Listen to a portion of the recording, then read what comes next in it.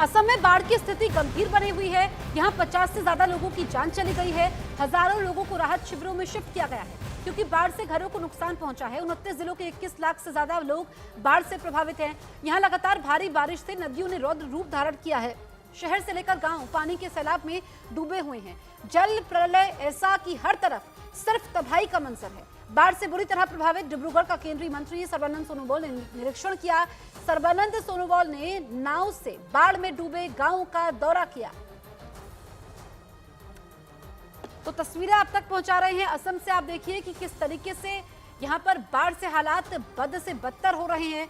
अभी तक कई लोगों की मौत हो चुकी है और बाढ़ में जो गांव डूबे हुए हैं, ऐसे में असम के डिब्रूगढ़ में सर्बानंद सोनोवाल ने निरीक्षण किया, नाव के जरिए निरीक्षण किया।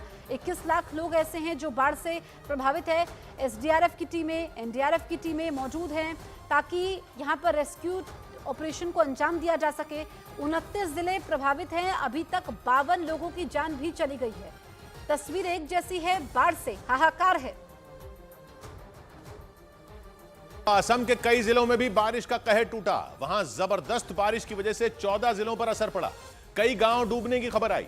इंसान तो इंसान, असम में जानवर भी बाढ़ के कहर से नहीं बचे, क्योंकि असम के काजीरंगा नेशनल पार्क का करीब 25% हिस्सा बाढ़ के पानी में डूब गया। इस वजह से जानवर भी परेशान हो गए। काजीरंगा नेशनल पार्क के आसपास तो सिर्फ पानी ही पानी दिखा, क्योंकि असम में ब्रह्मपुत्र नदी खतरे के निशान से ऊपर पहुंच गई। नतीजा यह हुआ कि करीब 90,000 लोगों पर असर पड़ा, क्योंकि 80 से ज्यादा गांव डूब गए और करीब 2,500 हेक्टेयर में बोई गई फसल बाढ़ की भेंट चढ़ गई। और आगे भी असम में राहत मिलने की उम्मीद कम ही नजर आई, क्योंकि मौसम विभाग के मुताबिक 4 से 6 जुलाई के बीच असम में हाहाकार मचाने वाली बारिश होगी और इससे असम की ब्रह्मपुत्र नदी और खतरनाक रूप ले सकती है। मौसम विभाग ने जबरदस्त बारिश का अलर्ट जारी कर दिया और यह अलर्ट केवल असम के लिए नहीं बल्कि देश के कई राज्यों के लिए जारी किया गया। और अनुमान लगाया गया कि अगले 4 से 5 दिन देश के कई हिस्सों में हाहाकारी बारिश हो सकती है, क्योंकि मॉनसून पूरे देश में आ चुका है। और इसकी वजह से कहीं पहाड़ खिसक गया तो कहीं जल भराव हो गया। बिहार के नवादा में तो लगातार हो रही बारिश की वजह से ककोलत झरने में अचानक इतना पानी आ गया कि बाढ़ जैसे हालात बन गए, क्योंकि लगातार बारिश की वजह से झरने का पानी खतरनाक रूप से गिरना शुरू हो गया। इसके बाद मुंबई के पास लोनावला में हुई घटना याद आ गई। माना जा रहा है कि लोनावला वाली घटना की वजह से ककोलत झरने के पास लोगों की आवाजाही रोक दी गई थी, क्योंकि मौसम विभाग के मुताबिक अगले 4 से 5 दिन में बारिश की रफ्तार और बढ़ सकती है और उत्तर प्रदेश, बिहार, राजस्थान और मध्य प्रदेश में आसमान से आफत बरस सकती है। इसके अलावा जम्मू, उत्तराखंड और हिमाचल प्रदेश जैसे पहाड़ी राज्यों में हालात और बिगड़ सकते हैं। हिमाचल के मंडी, सोलन और ऊना जैसे इलाकों में तो लोगों को खास तौर पर सावधान किया गया, क्योंकि मौसम विभाग के मुताबिक हिमाचल के इन इलाकों में बाढ़ आ सकती है। और वैसा ही हाल हो सकता है जैसा पिछले साल मंडी में हुआ था। इसलिए मौसम विभाग ने लोगों को पहले ही सावधान कर दिया। उत्तराखंड में लगातार बारिश होने से नदियों का जलस्तर बढ़ चुका है। देहरादून में हुई भारी बारिश के बाद यहां पर टापू पर 10 पर्यटक फंस गए, जिसके बाद एसडीआरएफ की टीम मौके पर पहुंची।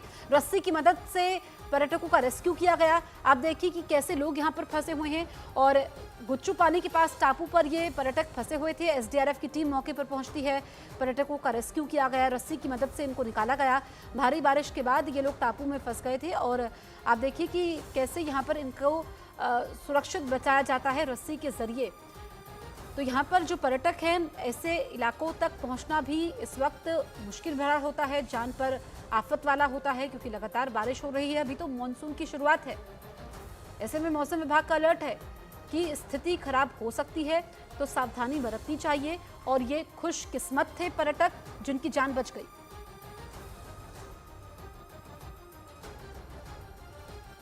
उत्तर प्रदेश के मथुरा में रात में इतनी बारिश हुई कि जगह जगह अंडरपास भर गए। कई इलाकों में तो पानी की वजह से सड़कें दिखनी तक बंद हो गईं।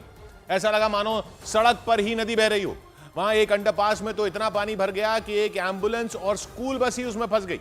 यह जल भराव मथुरा के नए बस स्टैंड के पास हुआ और इससे गुजरते समय एक बस और एक एम्बुलेंस अंडरपास में फंस गए। अंडरपास में इतना पानी भरा था कि वो करीब आधे डूब गए। परेशानी इसलिए बढ़ गई क्योंकि स्कूल बस में 6-7 बच्चे बैठे थे और अंडरपास में फंसी बस अपनी जगह से हिल भी नहीं पाई। नौबत यह आ गई कि बच्चों को बचाने के लिए ट्रैक्टर मंगवाया गया और फिर धीरे धीरे एक एक करके अंडरपास में फंसी बस से बच्चों को ट्रैक्टर में शिफ्ट किया गया और फिर उन बच्चों को अंडरपास से बाहर निकाला गया। इससे पहले जब स्कूल बस के अंडरपास में फंसने की खबर प्रशासन तक पहुंची तो हड़कंप मच गया और आनन फानन में नगर निगम और पुलिस की टीम मौके पर पहुंच गई और फिर ट्रैक्टर और खुदाई करने वाली मशीन मंगवाए गए। इसके बाद बस में बैठे बच्चों को ट्रैक्टर पर बिठाकर बाहर निकाला गया। बस के अलावा एम्बुलेंस को भी खुदाई करने वाली मशीन नहीं निकाला क्योंकि रात भर हुई बारिश ने मथुरा के कई इलाकों में जल भराव की समस्या खड़ी कर दी और इस वजह से लोग परेशान हुए। अंडरपास में भरे पानी ने तो मथुरा के नए बस स्टैंड से गुजरने का पूरा रास्ता ही ब्लॉक कर दिया। हालत ये हो गई कि अंडरपास में फंसी बस और एम्बुलेंस को निकालने के लिए खुदाई करने वाली मशीन मंगवाई गई। पहले वो बस को खींचकर अंडरपास से बाहर लाई, इसके बाद बस के बगल में खड़ी एम्बुलेंस को भी इसी तरीके से निकाला गया। इस पूरी जद्दोजहद के बीच वहां से आने जाने वाले लोग कमर तक भरे पानी से निकलने को मजबूर हुए। कुछ ऐसा ही उत्तर प्रदेश के सीतापुर में भी हुआ। वहां लगातार 2 दिन से हो रही बारिश की वजह से एक घर के आसपास इतना पानी भर गया कि पूरा परिवार ही फंस गया और बाद में पुलिस को मदद के लिए पहुंचना पड़ा और जैसे तैसे परिवार के लोगों को सुरक्षित निकाला गया। राजधानी जयपुर में रात में इतनी बारिश हुई कि कई इलाकों में घुटनों तक पानी भर गया, जगह जगह जैम लग गया। ज्यादा परेशानी जयपुर के निचले इलाकों में रहने वाले लोगों को हुई क्योंकि रात भर की बारिश के बाद वहां इतना पानी भर गया कि गाड़ियां आधी डूब गईं। जयपुर के निचले इलाकों में बारिश के बाद पानी इस तरह बहता दिखा मानो कोई नदी बह रही हो, क्योंकि जबरदस्त बारिश के बाद ऊपरी हिस्सों से बहता हुआ पानी जयपुर की निचली बस्तियों में घुस गया। हालत इतनी खराब हो गई कि लोगों को मजबूरी में इस पानी से गुजरना पड़ा। बाइक पर बैठा एक आदमी भी कमर तक भरे पानी में घुस गया और धीरे धीरे आगे बढ़ा। जयपुर के शास्त्री नगर और भट्टा बस्ती इलाके का तो ऐसा हाल हो गया कि संभलकर नहीं चलने पर बारिश का पानी जानलेवा हो सकता था। बस अड्डे पर तो और भी बुरा हाल दिखा क्योंकि यात्रियों से भरी बस जल भराव की वजह से फंस गई और उसमें बैठे लोग परेशान हो गए। आसपास खड़ी बसों का भी यही हाल दिखा क्योंकि वो भी जल भराव की वजह से फंस गईं और आगे नहीं बढ़ पाईं। मौसम विभाग ने आने वाले कुछ दिनों तक जयपुर में जबरदस्त बारिश का अनुमान लगाया, यानी रात भर हुई बारिश से बेहाल जयपुर के लोगों के लिए खतरे की घंटी बज गई। Patanjali Dant Kanti fresh active gel, extra freshness का ये है नया नाम। हाथरस हादसे पर तेज हुई सियासत। भगदड़ में घायल और मृतकों के परिवार से कुछ देर में मुलाकात करेंगे राहुल गांधी।